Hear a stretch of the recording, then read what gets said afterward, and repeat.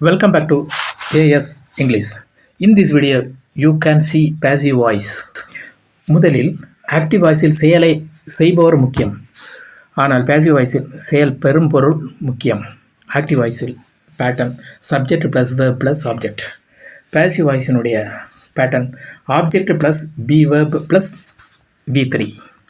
Example, active voice, அவள் ஒரு கடிதம் எழுதுகிறாள். இது ஆக்டிவ் வாய்ஸ் சென்டென்ஸ். அதையே நாம் பேசிவ் வாய்ஸில் மாற்றும்போது ஒரு கடிதம் அவளால் எழுதப்படுகிறது. First simple present passive tense positive சென்டென்ஸை பார்க்கலாம். ஒரு புத்தகம் என்னால் படிக்கப்படுகிறது. A book is read by me. இது நெகட்டிவ் சென்டென்ஸ். அதே நெகட்டிவாக மாற்றுவதற்கு நாட் சேர்த்தா போதும். ஒரு புத்தகம் என்னால் படிக்கப்படவில்லை. ஏ புக் இஸ் நாட் ரீட் பை மீ. அடுத்து எஸ்ஆர் நோ டைப் கொஸ்டின். ஒரு புத்தகம் என்னால் படிக்கப்படுகிறதா? Is a book read by me. இதில் இஸ் என்கின்ற வேர்பை எடுத்து ஆப்ஜெக்ட் முன்னாடி போட்டுவிட்டால் yes or no type question உருவாகிவிடும். Is a book read by me.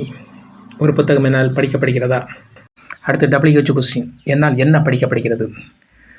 இதில் என்ன என்பது வாட் என்பதை முதலில் சேர்த்துவிட்டு புக்கை நீக்கிவிட வேண்டும். இப்போது what is read by me.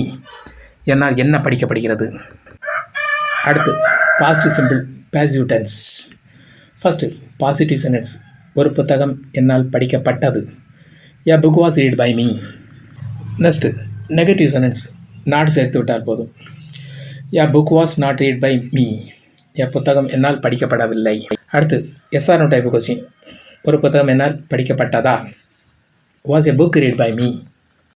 அடுத்து WH கொஸ்டின். என்னால் என்ன படிக்கப்பட்டது? What was read by me. எப்படி உருவாக்கினோம் என்றால் என்ன என்பது வாட் என்பதை முதலில் சேர்த்துவிட்டு எஸ்ஆர் நோ டைப்பில் உள்ள ஆப்ஜெக்ட் ஏ புக்கை என்பதை நீக்கிவிட்டு இதில் சேர்க்கும்போது நமக்கு சென்டென்ஸ் கிடைக்கும். What was read by me. என்னால் என்ன படிக்கப்பட்டது. தேர்டு, அதாவது லாஸ்ட், ஃபியூச்சர் சிம்பிள் பாசிட்டிவ் டென்ஸை பார்க்கலாம்.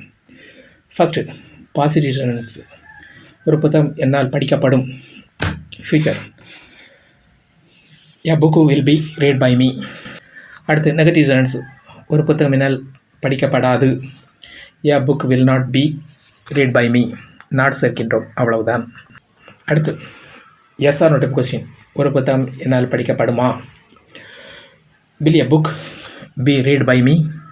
இதை எப்படி உருவாக்கணும் என்றால் பாசிட்டிவ் சென்டென்ஸினுடைய வில்லை எடுத்து முன்னாடி போட்டுவிட்டால் நமக்கு எஸ்ஆர் நோ டைப் கொஸ்டின் உருவாகிவிடும். Will a book read by me. ஒரு புத்தகம் என்னால் படிக்கப்படுமா. கடைசியாக WH கொஸ்டின். என்னால் என்ன படிக்கப்படும்? What will be read by me. What என்பது என்ன? எஸ்ஆர் நோ டைப் சென்டென்ஸினுடைய ஏ புக்கை நீக்கிவிட்டு சென்டென்ஸை சேர்த்து விட்டால் நமக்கு WH கொஸ்டின் உருவாகிவிடும். What will be read by me. Thanks for watching. Please share and subscribe.